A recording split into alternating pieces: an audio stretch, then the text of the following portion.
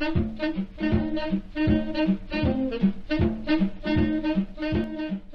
we've had most people describe as a fruitful career, because a lot of people, until they see your movie, their first knowledge of you is as a dancer.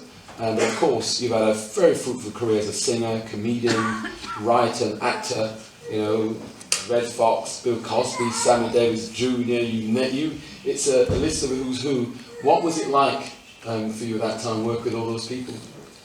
Well, I consider the fact I came up with the finest men in show. I mean, I guess that's why I never got married. I knew the best. How do you take mediocrity?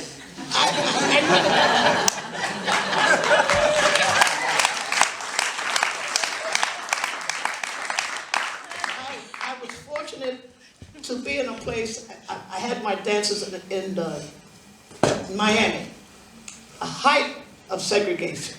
Chazz was one of these dancers, was with me.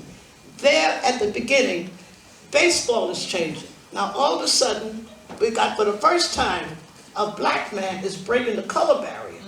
I mean, this is a major event in America. And that man was Jackie Robinson. I happened to be able to sit next to him in Miami because we're all in Miami, and the farm club from the Dodgers is in Miami Beach. But Jackie Robinson can't go to Miami Beach. He has to stay at the hotel I'm in, the Mary Elizabeth. So here was me meeting up with Jackie Robinson. Joe Louis is retiring. Was the heavyweight champion, which is the biggest thing in the world. Reporters is all around the place. And where does Joe Louis come? He's at the Mary Elizabeth Hotel. All the people I met, here come Thurgood Marshall, the man who desegregated the schools, the great lawyer, every morning at breakfast. I'm sitting across from them, and I'm hearing these great conversations, how they broke the barrier, because to break baseball, that was a biggie. And there's the man who broke it, and I'm seeing him every day. I mean, I was surrounded by the most fabulous men in the world. And also into this mix come the greatest guy of all, Louis Armstrong. He's playing Vegas, he's playing Miami. And he's staying around the corner. See, you can only stay in certain hotels in Miami.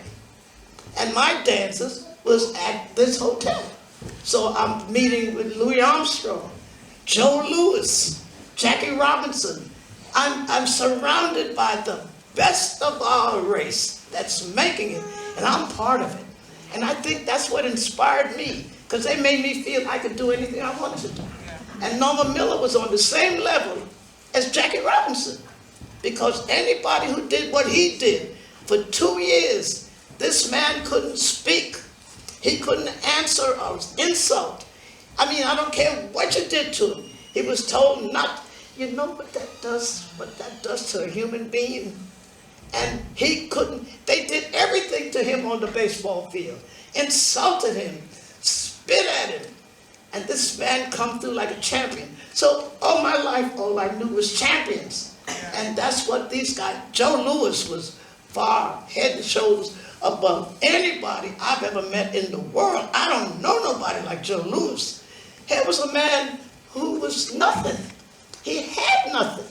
They were farmers and something, and everybody used to think he was dumb. He was not dumb. He too was told, don't speak, don't say nothing.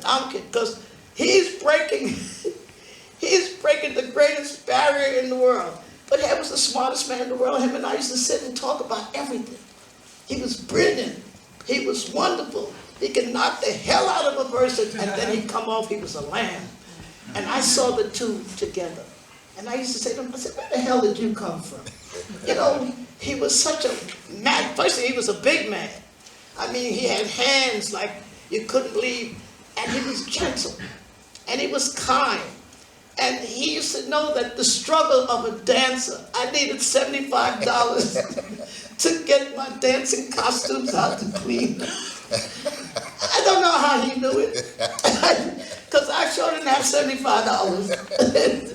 And he came in one day, because when he come in, he always had a big entourage. I mean, the entourage would come in and Joe would saunter in the middle. And he came straight over to me and threw something in my lap. He said, "Don't throw that away, that's that $75 you need." That's the kind of guy he was. I loved him dearly. Oh, I knew some of them. I was raised with some of the most wonderful men. I never got involved with, don't misunderstand, I never got involved. There was a line there.